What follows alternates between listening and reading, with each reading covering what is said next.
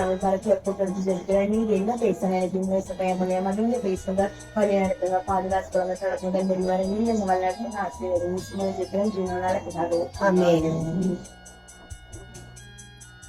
உங்களுக்கு எல்லாருக்கும் தெரிஞ்ச விஷயம் என்னன்னா, அதான் கேக்குறேன், ரொம்ப ஈஸி தான். ஏசப்பா சோலமோன்ட்ட வந்து கேட்டாங்க உனக்கு என்ன வேணும், அப்ப சோலமோன் என்ன வேணும்னு கேட்டாங்க. யாரெல்லாம் இப்ப இங்க உட்காந்துருக்கீங்க, யாரெல்லாம் ஜெபிக்கும் போது ஏசப்பா எனக்கு ஞானம் தாங்க அப்படி நீங்க ஜெபிக்கிறீங்க? நான் அதை ஜெபிக்கவே மாட்டேன். இப்ப எடுத்துக்கலாம் Proverbs 1:3.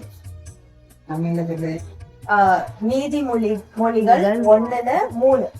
விவேகம், நீதி, நியாயம், நிதானம் என்பவைகளை பற்றிய உபதேசத்தை அடையலாம். இங்கிலீஷ்ல they can teach you how to live intelligently and how to be honest, just and fair. நம்ம ஜெபிச்சா மட்டும் ஏசப்பா எனக்கு ஞானம் தாங்க ஜெபிச்சா மட்டும் கிடையாது. இதுல அதான் போட்டிருக்கு. இத பத்திதான் நம்ம பார்க்க போறோம். எப்படி நமக்கு ஞானம் கிடைக்கும், என்ன பண்ணா ஞானம் கிடைக்கும், அதை பார்க்கலாம். Proverbs 1:7 பண்ணுங்க சார்.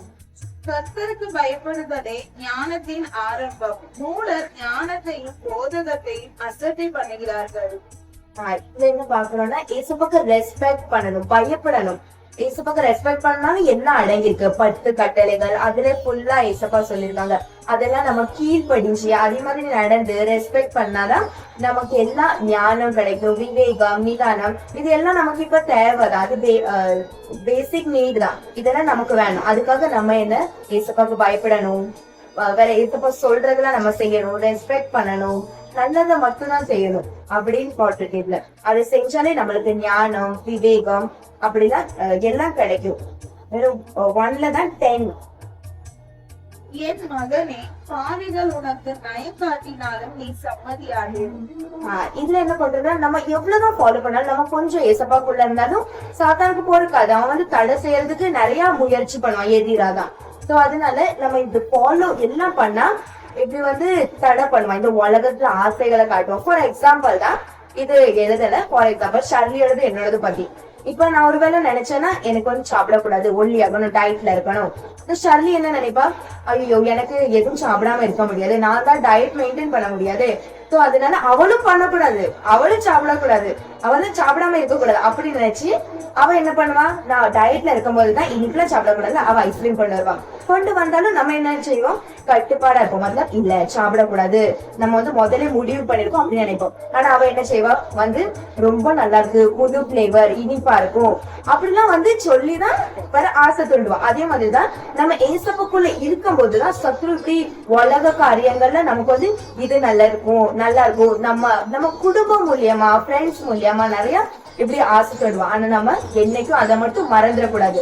நம்ம ஹானஸ்டா இருக்கணும். அப்பதான் நம்மளுக்கு ஞானம், விவேகம், நிதானம் எல்லாம் கிடைக்கணும். ஏசப்பாக்கு கீழ்படிதான் இருக்கணும். எந்த தடை வந்தாலும் நம்ம மைண்ட் டிஸ்ட்ராக்ட் ஆயிடவே கூடாது, டைவர்ட் ஆகக்கூடாது. நம்ம எதுல போக்கஸா இருக்கோமோ அதை மட்டும் தான் பார்க்கணும். வேற John 12:25.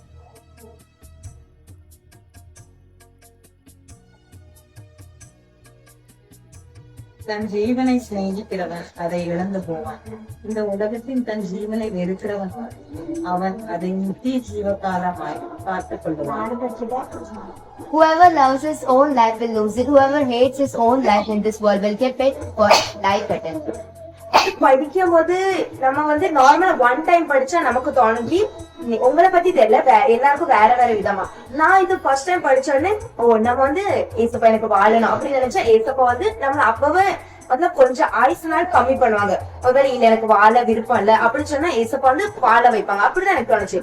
ஆனா நம்ம இந்த நிதானமா யோசிச்சு ஆராய்ஞ்சு பார்த்தோம்னா நமக்கு தெரியுது, ஒருவேளை நம்ம வந்து நம்ம வாழணும்னு எதுக்கு நினைப்போம், சும்மா வீட்டுல உட்காந்துதான் எனக்கு வாழணும் அப்படி நம்ம யாரும் நினைக்கிறது இல்ல. நம்ம வந்து இப்படி யாருக்காகவாவது மத்த பிடிச்சவங்க இல்ல இவங்க கூட இருக்கணும், இல்லைன்னா பிடிச்ச பொருளுக்காக தான் நம்ம வந்து வாழணும்னு ஆசையா இருக்கு, இதை அனுபவிக்கணும், அதனால நான் ஆயுசு நாட்கள் வாழணும் ரொம்ப வயசு வரைக்கும் அப்படின்னு தோணும்.